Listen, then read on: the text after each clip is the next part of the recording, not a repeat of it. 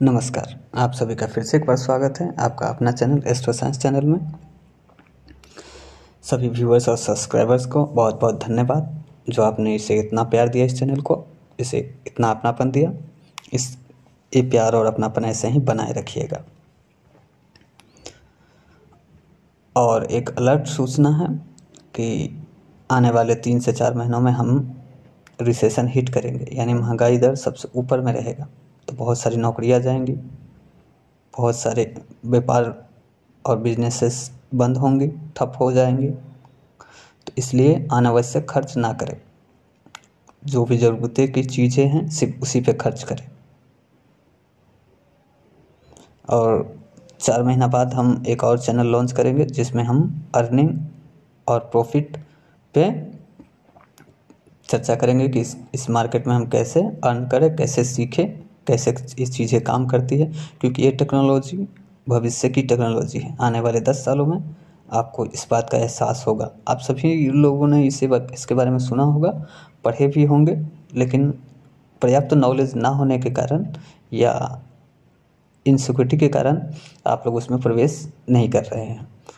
तो हम उस पर चर्चा करेंगे, तो चैनल को सब्सक्राइब कर लीजिएगा जिससे कि आप सीख सकें। बाद में जब भी इच्छा हो आपकी तो आप उसमें प्रवेश कर जाइएगा, क्योंकि नॉलेज रहेगा तो ज़्यादा परेशानी किसी को भी नहीं होती है। जितनी परेशानी मुझे हुई नॉलेज ना रहने के कारण, मुझे सब कुछ जीरो से शुरू करना पड़ा खुद ही। आप लोगों के लिए तो थोड़ी बहुत रास्ते मिल जाएंगे पहले से ही कि करना कैसे है। तो चलिए शुरू करते हैं। आपके लिए जनवरी 2023 के मासिक राशिफल आपके लिए क्या लेके आएंगे, और जो आपके अलर्ट डेट है वो पहले बता देता हूँ हम, क्योंकि उस दिन चंद्रमा इन सारे जगहों पे आपके 6, 8, 12 पे गोचर करेंगे। तो उस दिन संभल के। मीन राशि पहले तो 2 तारीख आपके राहु देव के साथ ही गोचर करेंगे, तो 2 तारीख को अलर्ट रहिएगा। फिर सिंह में जब गोचर करेंगे, यानी कि आपके छठे भाव में, वो तारीख पड़ेगा 12 तारीख।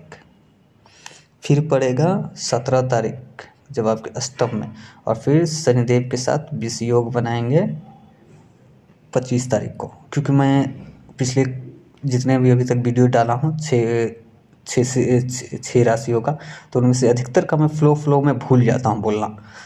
जब शुरू करता हूँ तो ध्यान में ही नहीं रहता कि मुझे वो भी बोलना है, मैं भूल जाता हूँ। जब शुरुआत करता हूँ एनालाइज करना, प्रेडिक्शन देना, तो भूल जाता हूँ। इसलिए मैंने आपको पहले ही दे दिया है कि इस डेट को आप ध्यान रखिएगा। एक बार फिर से कह देता हूँ, 2, 12, 17, 25 इस डेट को आप अलर्ट रहिएगा थोड़ी सी, क्योंकि चंद्रमा आपके 6, 8, 12 पे गोचर करेंगे, और उधर राहु के साथ, इधर शनिदेव के साथ। तो इस दिन आप अलर्ट रहिएगा। चलिए आपका मंथली प्रेडिक्शन शुरू करते हैं। गुरुदेव से ही शुरू करेंगे। गुरुदेव आपके लगन में हैं और मार्गी अवस्था में रहेंगे, तो फल आपको जो मिलना है वो बहुत ही तेज़ी से मिलेंगे। क्योंकि 4 महीना ऐसे ही वक्री में गुजार दिए, तो उस वक्त आपको बहुत ही परेशानी हुई होगी। आपके शारीरिक रूप से भी, मानसिक रूप से भी परेशानी हुई होगी आपको। आपके पंचम घर से भी हुई होगी, सप्तम घर से भी और नवम घर से भी। इन तीनों जगह से आपको परेशानियां ढेरों मिली होगी। लेकिन इस महीने में आपके लिए सारी जगह से शुभ समाचार आएंगे। आपके पंचम घर से आपके पुत्र से अच्छी खबर मिल सकती है।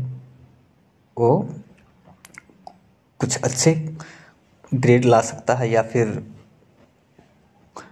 पढ़ाई में उसकी तरक्की हो सकती है, उन्नति हो सकती है। शेयर मार्केट में अगर आपका इन्वेस्टमेंट था और पैसा फंसा हुआ था, तो आपका चांसेस है कि अब उसकी रिकवरी होगी। सप्तम, अपनी दूसरी दृष्टि देखेंगे आपके छठे घर, सप्तम घर पे जहाँ 6 लिखा हुआ है, तो वहाँ पे देखेंगे तो वो वहाँ की चीज़ों को आपके अनुरूप कर देंगे। जैसे आपके पति या पत्नी आपके विरोध में थे या कुछ कहा सुनी हो रही थी, तो वो फिर आपके पक्ष में आ जाएंगे, यानी कि वहाँ से भी आपको लाभ मिलेगा। तीसरी दृष्टि पड़ेगी आपके 9वें भाव पे, तो भाग्य भाव है वो, तो आपका भाग्य भी साथ देना शुरू कर देगा, जो कि आपके पिछले 4 महीना 5 महीना से नहीं दे रहे थे। तो आपके लिए गुरुदेव का शुभ गोचर है। अब बात कर लेते हैं राहुदेव का। राहुदेव आपके दूसरे स्थान में है। राहुदेव आपके दूसरे स्थान में है। चंद्रमा तो हट जाएंगे, चंद्रमा तो सिर्फ 2 दिन के लिए वहाँ पर रहेंगे, सिर्फ 2 तारीख को, तो उसके बाद वो हट जाएंगे। तो यानी कि पूरा महीना राहुदेव वहीं पर रहेंगे। और राहुदेव की डिग्रियाँ बहुत ही हाई है, बहुत ऊंची में है। तो राहुदेव वहाँ पे आपका जो बैंक बैलेंस है वो बढ़ाएंगे। बस कुछ शर्तें हैं कि आपके नेटल चार्ट में भी सही होनी चाहिए। अगर नेटल चार्ट में सही है तो वो तो आपको लाइफ टाइम के लिए देते रहेंगे, लेकिन हम बात कर रहे हैं सिर्फ इसी 1 महीना के लिए। तो राहुदेव वहीं पे अभी रहेंगे नवंबर तक, डिग्रियाँ मजबूत है। तो अगर आपके लिए राहुदेव शुभ हैं तो आपको बहुत शुभ फल प्रदान करेंगे, आपके धन दौलत में वृद्धि करेंगे। उनकी पहली दृष्टि पड़ेगी 6म पे, दूसरी पड़ेगी 8म पे, तीसरी पड़ेगी आपकी कार्यस्थान पे, और चौथा पड़ेगा आपका लगन पे। इनकी भी 3 दृष्टियाँ होती हैं गुरुदेव के जैसे, लेकिन चौथी दृष्टि एक एडिशनल है जो कि 12वें भाव पे देखती है। तो 6ठे पे देखेंगे अशुभ जगह पे हैं, यानी कि उतना भी शुभ नहीं है, लेकिन वहाँ पे खराब नहीं माना जाता है उन्हें। लगन में 7म में सबसे ज़्यादा खराब माना जाता है। लगन, 7म, 12वां, 8म, इन जगह पे उन्हें खराब माना जाता है। बाकी वहाँ पे न्यूट्रल रहते हैं, मिला जुला के फल देते हैं। तो पहली दृष्टि पड़ेगी आपकी 6ठे घर पे, तो रोग ऋण शत्रु का घर है वो, तो वहाँ से आपको लाभ मिलेगा, आपके रोग का इलाज होगा, शत्रु परास्त होंगे, या शत्रु अगर छिपे हुए थे तो उन्हें सामने लाएंगे। तो सामने वाला शत्रु बहुत ही आसान होता है, जो छिपे हुए शत्रु रहते हैं वो बहुत ज़्यादा घात करते हैं, वो ही आपको नुकसान पहुँचाते हैं। अगर किसी का कर्ज था तो कर्ज भी भुगतान होगा। दूसरी दृष्टि पड़ेगी आपकी 8म घर पे, तो यहाँ है चोट चपेट दुर्घटना का, लेकिन वहाँ पे राहुदेव न्यूट्रल है, यानी कि चांसेस है कि आपको अगर चोट चपेट लगे तो छोटी मोटी खरोच खराच लगेगा, उससे ज़्यादा की चांसेस नहीं है। और यहाँ पे है अचानक धन पाने का, तो वो धन मिल सकता है जिसकी आप इच्छा छोड़ चुके हैं, जिसके कोई उम्मीद नहीं है, वो धन आपको प्राप्त हो सकता है वहाँ से। तीसरी दृष्टि पड़ेगी आपके कार्यस्थान पे, तो वहाँ से आपको काम, आपका जो वर्कलोड है वो बढ़ जाएगा, पिता से संबंध थोड़े बहुत अच्छे हो जाएंगे। अगर खराब हो रहे थे तो सभी चीज़ें न्यूट्रल ही रहेंगे, यानी कि कोई एक्सेस नहीं देंगे फल राहुदेव वहाँ पे। चौथी दृष्टि पड़ेगी आपकी लगन पे, तो वहाँ से भी आपके सुधार ही रहेंगे, वहाँ से भी नेगेटिव फल नहीं मिलेंगे। फिर मंगलदेव आपके तीसरे भाव में हैं और 13 तारीख को भी मार्गी हो जाएंगे। 13 तारीख को मंगलदेव भी मार्गी हो जाएंगे। तो मंगलदेव तीसरे घर में अच्छे माने जाते हैं, जो कि शुभ प्लेनेट है। मंगलदेव आपके 7म में, 8म में, इनमें 6ठे में, 6, 7, 8 में, और 12वां में थोड़ी सी नेगेटिव फल देते हैं। बाकी सभी जगह पे मिला जुला और अच्छे फल देते हैं। किस जगह पे तो बहुत ही सर्वोच्च फल देते हैं। तो वहाँ पे हैं तो आपके छोटे भाई बहनों से संबंध बढ़िया हो जाएगा, आपका कॉन्फिडेंस लेवल बढ़ेगा। जब तक वक्री हैं दिसंबर में पूरा में, तो थोड़ी बहुत आपकी कॉन्फिडेंस गिरा रहेगा दिसंबर पूरा, लेकिन जनवरी में आपकी कॉन्फिडेंस हाई पे रहेगा। यानी कि जनवरी के महीना आपके लिए मंगलदेव का बहुत बढ़िया रहेगा। केतु देव है आपके 8म में, तो यहाँ थोड़ी सी आपको सोचने की ज़रूरत है, क्योंकि केतु देव 8म में है, तो उनका थोड़ा सा आप उपाय कर लीजिएगा। फिर 16 जनवरी तक आपके कर्म भाव में रहेंगे सूर्यदेव। तो कर्म भाव में सूर्यदेव का रहना बहुत ही अच्छा है, यानी ये 16 दिन आपको काम जो है, आप जो भी चीज़ें सोच रहे थे वो हो जाएंगे। यानी कि कहीं से मान लीजिए कि सरकारी नौकरी या ये सब का कोई चांसेस था, तो यहाँ पे आपको उसके आसार दिखेंगे, या मेडिकल क्लियर हो जाए या पीटी क्लियर हो जाए, यहाँ पे ये 16 दिनों में हो सकता है। तो सूर्यदेव को जल दीजिएगा ताकि वो और मजबूत हो जाए। अगर आपकी कुंडली में सूर्यदेव कमज़ोर हैं तो इस 16 दिन 17 दिन या अभी से ही जल देना आप शुरू कर दें, ताकि चांसेस आपका बन जाए।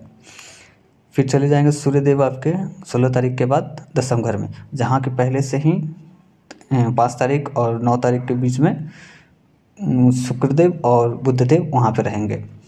तो शुक्रदेव और बुधदेव आपके 11th हाउस में जाएंगे, पहले से ही रहेंगे, तो वो आपको वहाँ पे अच्छे फल देंगे। बुधदेव बुद्धि के कारक है। तो आप जो वहाँ से इनकम कीजिएगा वो अपने दिमाग से, अपने माइंड से इनकम कीजिएगा। वो 1 महीना में कहीं ना कहीं आप बुद्धि लगा के पैसा निकालिएगा या पैसा कमाइएगा। शुक्रदेव वहाँ पे बैठेंगे तो वहाँ पे जो लग्जरियस चीज़ें हैं उससे आपको थोड़ी बहुत प्रॉफिट हो सकता है। यानी कि आप सोना या कोई भी लग्जरियस चीज़ें हैं वो थोड़ी कम दाम में खरीद सकते हैं वहाँ, यानी उनसे लाभ मिलेगा। फिर सूर्यदेव वहाँ चले जाएंगे 16 तारीख को, तो बुध आदित्य योग बन जाएगा वहाँ पे। तो इस योग का भी आपको 11th हाउस में फल मिलेगा। यानी 11th हाउस में आपको जनवरी का महीना बहुत बढ़िया है इनकम के लिए। ओवरऑल देखें तो इनकम के लिए और स्वास्थ्य के लिए, ये दोनों के लिए आपके लिए बहुत बढ़िया है। और शनिदेव आपके 11th में जाएंगे, यानी कि साढ़े 7 ही आप पे शुरू हो जाएगी। लेकिन अभी शनिदेव का फल आपको नेगेटिव नहीं मिलेगा, क्योंकि 6 महीना तो अभी वो बालावस्था में ही रहेंगे। तो अभी आपको 6 महीना शनिदेव से डरने की आवश्यकता नहीं है। हाँ, उनके उपाय करना शुरू कर दें, क्योंकि यदि कुंडली में दूषित या पीड़ित है तो आपको आने वाले 7.5 साल बड़ी परेशानी होने वाली है। इसलिए शनिदेव की आप उपाय कर लें, और ज़रूरत पड़े तो विशेष रूप से कहीं अपनी कुंडली जांच करवा लें, क्योंकि शनिदेव 7.5 में इंसान को या तो आसमान पर उठाते हैं या तो ज़मीन पर लाते हैं।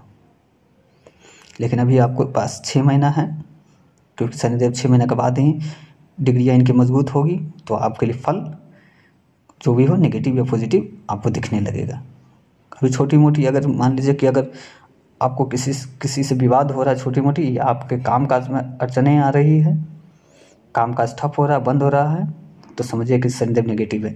आपके काम बन रहे हैं और अच्छी तरीके से प्रोग्रेस आप कर रहे हैं या शनिदेव के गोचर के बाद, तो समझिए कि शनिदेव आपके कुंडली में पॉजिटिव है, उन्हें और मजबूत कर लीजिएगा। और नेगेटिव है तो भी उनका उपाय कीजिएगा, जिससे कि वो आपको अच्छे फल दें। तो आपके लिए यही था मीन राशि जनवरी 2023 का फलादेश। हमने आपके लिए बहुत ही तेज और स्पीड में बोला, जिससे कि समय ज़्यादा ना लगे। धन्यवाद। अगर पसंद आया हो तो प्लीज़ वीडियो को एक लाइक दे दीजिएगा, चैनल को सब्सक्राइब कर लीजिएगा। धन्यवाद।